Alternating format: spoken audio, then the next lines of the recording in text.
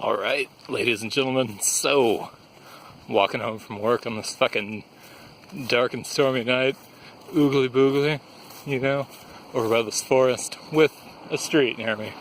You know what I mean? There's definitely a street near me. This is probably going to be real dark, because I don't have, any kind of a light or anything. Maybe I do. Hold on, now I'm all backlit and shit. Hold up, let's see what we can do here. Anyway, this fucking dark and stormy night, walking down the street, lit up by my fucking lighter, and the passing fucking cars. I figured this would be a good time to do part 3 of the Fortnight of Terror, because I saw Blair Witch a few weeks ago. I don't even think it's in the theaters anymore, so it kind of sucks to be the people who are watching this, even though I'm sure it's going to be out on DVD in a couple fucking days, so it's not really that big a deal, but, because if you can't get that out by fucking Halloween, then what are you doing as a DVD producer? But it's the Fortnight of Terror, part 3, in these fucking weird woods. Do you hear those frogs over there? It's spooky as shit, man. This is my walk home from work. Every night. It's like I'm walking in a fucking cave. It's bad news. But yeah, dude. So, it's not actually that bad a movie. Blair Witch. It's alright. It's, pretty much... Sorry, car driving by. It's pretty much just kind of a rehash of, the first one. Honestly. It's the found footage, which... I'm not really, a giant fan of found footage films. There's a few I like, Man Bites Dog is pretty good. There's a French TV show that's fucking weird. It's called The Forbidden Files. Nothing really happens in it, but just the atmosphere is horrifying. But yeah, I'm not a super... Let me put this out real quick. Coming over my street light so I can light this thing a little bit better. And it's getting real hot. Okay, so... Here I go. The rest of this... Nope, that didn't work. Anyway, so The Forbidden Files is pretty fucking, weird, but Blair Witch is pretty much that. It's Blair Witch a couple years later, this guy is the brother of, and you'll have to excuse me because I saw this movie fucking a month ago, and my friend was all you should review the Blair Witch, you know what I mean? You've seen it, so do it up, and, of course, I fucked around until now to do it. Here comes a big fucking truck. But, yeah, so, it's alright. It's pretty much, let's wait till this truck passes. Oh my god, did you see that wind? Oh, it's punishing. Anyway, I'm gonna stand under the streetlight for a minute so I can get the full ambiance of the fucking thing. Anyway, so it's pretty much the Blair Witch Project with better technology. It's essentially what it is, and a little bit more payoff, which is cool. It's not too bad. It gets a little jump scary. It starts out pretty much the same. It's people, I want to make this documentary in the woods about my sister, and all this shit, and they all get together. They fucking go on a little road trip. Here we go. They go on a little... Really hope I don't light my beard on fire. They go on a little road trip, and they get drunk and stuff, and they talk about their fucking lives and their, various daddy issues and whatever shit they have going on, right? And, then they go in the woods, and they get killed by the fucking witch in, a variety of ways. It's pretty cool, though. I don't know, man. I just don't really like found footage movies that much, but, this one's alright. They do actually use a little tiny bit of cinematic language, which is fucking cool. They, end up because, that's one of my things about found footage is it's real hard to communicate anything with the camera, right? But in Blair Witch, they kind of do that. They'll kind of, when people are feeling trapped or fucking weird or whatever, they'll kind of they'll come in with a close-up on the fucking camera and make it spooky like that, and give you a little bit of tension,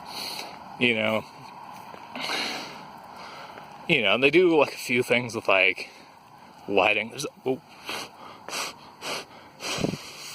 lighting, like right as my lighter goes out. But there's a fucking light across the street here. Let's see if I can make it over to that. God damn, this thing's getting hot. I should have brought a flashlight with me. I didn't know I was going to do this though. Super impromptu. But yeah, so fuck. Okay. So they're they go in the woods and they get killed. And but it's shot, like, it's not shot like badly. Unlike, you know, first Blair Witch Project, which like eschewed, you know, fucking like any kind of cinematic language at all, right? With good reason. It was supposed to be a documentary. That was the conceit. It was supposed to be what the fuck they were doing, so, you know, they did it that way. Alright. You know what I mean? And that, of course, that whole thing ties into their fucking, like, expert marketing campaign. It was, like, one of the first, like, viral marketing things that people did on the fucking internet, which, you know, was awesome. So, yeah, man. This, however, like, everybody knows the conceit of the Blair Witch Project at this point. Thank God for street lights, because this lighter is getting really hot. Oh. I'm, like, even afraid to put it in my pocket. But, yeah, man, so it's not too bad. It's okay, you know. Actually, in ways, I kind of liked it. Ooh, there we go. That's full Blair Witch camera work right there and lighting. Even though it's from a car that just passed. But, yeah, man. It was alright. Like, in ways, I liked it better than the first one. Because the first one relied almost entirely on its ad campaign, right? So, you know, it was almost like a piece of maybe, like, performance art, right? Like, because you had to be involved in the entire thing to actually get the entire crux of, like, what the fuck was going on and get the spookiness, you know what I mean? Because, like, Blair Witch is supposed to definitely have, like, that weird, like, creepy, spine-tingly urban legend kind of feel, right? So, I'm gonna try to frame that lamppost out. There we go. So, you know, and you totally got that from, like, the original ad campaign to the thing. And weird, like, one of the first movies to, like, really fucking, like, rely on, like, a web presence and, like, weird shit, you know, which is awesome, right? But this one, you know, they definitely try to update it, and it works pretty fucking well, you know, and, but it's just kind of more Blair Witch fare. There's, like, more creepy voodoo dolls and shit, like, hanging from trees. There's more weird fucking stuff going on, people being upset in the woods, you know. Like, where the movie really picks up is at the end, right?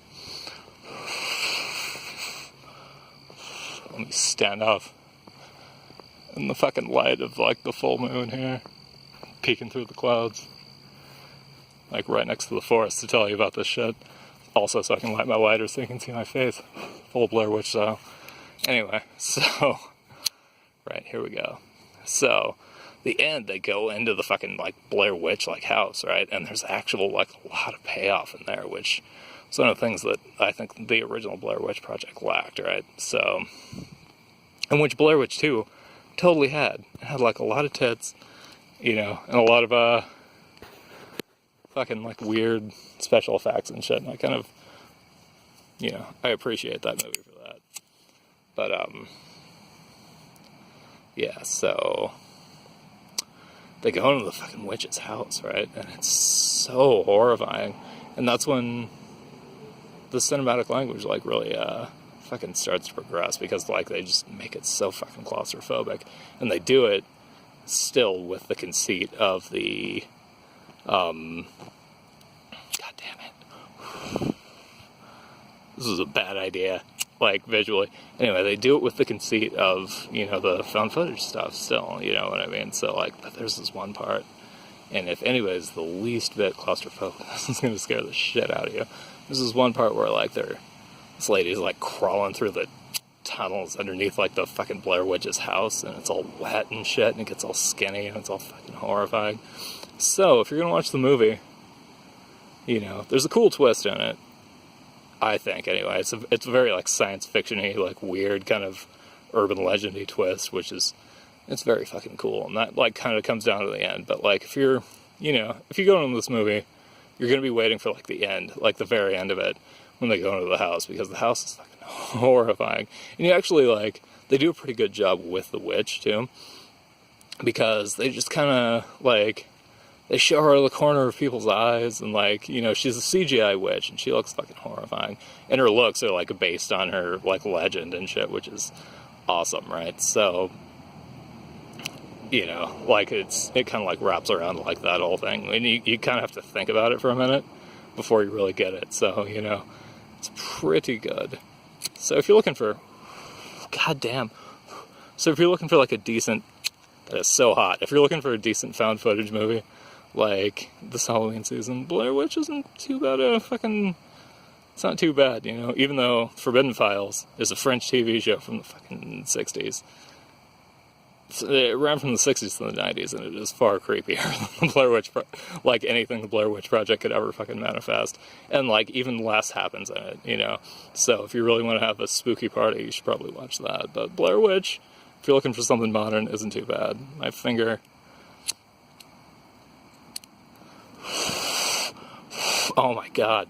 My finger is fucking melting under the stress of this lighter, so I'm fucking done at like 11:31. Thank you. Fortnight of Terror, Day 3, out. Whoop. Oh no, that didn't work.